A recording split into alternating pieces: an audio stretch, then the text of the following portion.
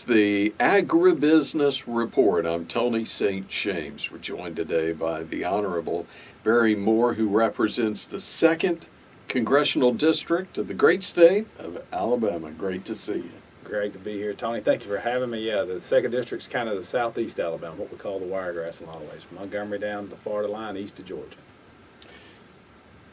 What kind of conditions are you seeing as far as weather conditions, growing conditions? What are you seeing right now in that district? It's spotty because of the thunderstorms. You know, you'll have a thunderstorm come through and get a good bit of rain. I spoke at a church in Headland Sunday, and it was dry over there, but Enterprise was getting rain. So I think the summer months in south, you know, with the water rolling in off the oceans, you just get spotty storms. So there'll be spots that are dry.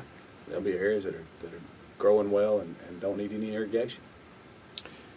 What about the economic environment?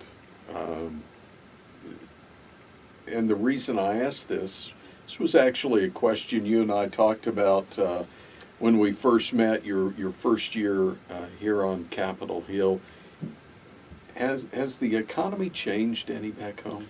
You know, I don't know that it's changed. I think we're still feeling the bite of inflation. You know, it's a couple things. I think just the runaway spending here in D.C., a lot of COVID money. We spent more money on COVID than we spent fighting World War II in today's dollars. And as we print money in D.C., the farmer's dollars just buy less. The consumer's money buys less because we really don't create much in D.C. but trouble. When we print ink on paper and call it a dollar bill, every time we do that, the one in the American taxpayer's wallet or the consumer's wallet, it devalues that. And so the velocity of that capital is cutting buying power. And so my farmers are feeling that. The everyday Americans trying to put food on the table, they're feeling that. You combine inflation with, of course, the supply chain issues, and man, is it really hitting home. 2023 Farm Bill reauthorization is happening right now. You're a member of the House Ag Committee, also Judiciary Committee, but let's focus on House Ag for just a moment. What are you watching as far as this reauthorization? So just making sure that reference prices, that's a big thing. We did a lot of farm ag listing sessions, if you will, in the district last year and earlier this year. And as I talked to the farmers, I think the biggest issue is input cost. I mean, you know, that reference price kind of determines, you know, their baseline for production. And when my cousin's trying to start a farm, I grew up on a farm, and we quit. 1980, the drought and army wars. Dad's like, okay, guys, we're going to keep the land, but this farming thing, I don't know. And so my cousin came back about 3 or 4 years ago after he got out of the Marine Corps. And he's trying to start that farm back up, and he's buying equipment, which is terribly expensive. But he told me the other day, he said, man, I budgeted for $3 a gallon diesel fuel. And see, he missed the mark because of our policies here between energy and inflation. So that's the thing that I'm hearing. It's just tough on these young farmers. It's tough on farmers in general. So reference prices have got to be a big part of the negotiation. We talk reference prices, though. I guess one of the other questions we have is, where do we find additional funds, especially when that debate's pretty heated right now? Yeah, you're exactly. That's the concern. I mean, how do we? They're saying they don't want to raise the amount, right? So we're trying to negotiate and increase reference prices. So that, to me, is a concern, Tony. And of course, the amount of money that goes into food programs rather than production is always a concern for me. When I, as a, you know, being new on the ag committee, and as I listen and I get the numbers and I see what's being put out, I'm like, you know, so much of the money, I think it's 82%, really goes towards SNAP and programs like that. So the production agriculture really gets a small percentage, and my concern is it's getting less and less. And so those are the things, those are the areas I'm trying to bring concern to. I'm speaking my mind. I'm telling them where I am on this, and I want it to be a farm bill, not just a food bill. You talk about getting less and less.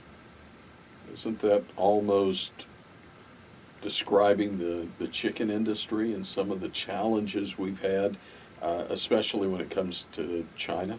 Yeah, it seems like China's not playing fair. I know you find that hard to believe, Tony, but we have agreements, but it seems like, especially concerning the influenza issues, I think our farmers, our producers are doing what they're supposed to be doing, but China's just not playing the way we expect them to. They're not honoring the agreement, and so that's one of the areas we're trying to put pressure on, because a lot of our market is international, and it allows us to produce here. And of course, we've got a great, I think, one of the best industries in the world as far as producing. But it's tough if you don't have that consumer overseas. And so we've got to negotiate with governments. And from a geopolitical standpoint, even the people that are not always our friends, we've got to be tough on negotiating. They're going to need our food. They're going to need our fiber. So we need to make sure that we're treated fairly in the marketplace. Let's talk about peanuts for a moment. This will be the first opportunity for me to talk peanuts here at the Capitol this go around. What are you watching as far as peanuts and the industry right now? Well, programs, a lot of things. Like I said, of course, reference prices hits all your ag products, but I think too, just aflatoxins and the way in Europe right now, I think American peanut producers are being punished. So we've been on some letters. I've brought this up in some hearings because other areas of the globe, they get a little bit of a waiver in a sense of how they're scored on aflatoxin, and American produced peanuts are kind of held to a higher standard. And listen, our farmers are great, and we got great standards, but I think the market ought to be a level playing field. And so that's one of the things. I have the second largest peanut producing district in the country, and so it's a big part of my market, and that's a big part of our focus. And we're going to try to take care of our peanut producers if we can. And I think a good level, again, like with China and Europe, we've got to have them buying our peanuts as well. Okay, so you've been here a few years now. Are you as optimistic as you were when you first got here? Because I remember the conversation and actually talking with your chief of staff, and she just said, what a great guy you were, and she was so excited to work for you because of the optimism that you had and your desire to get here and make things happen. Do you still have that? Well, I pray a lot more.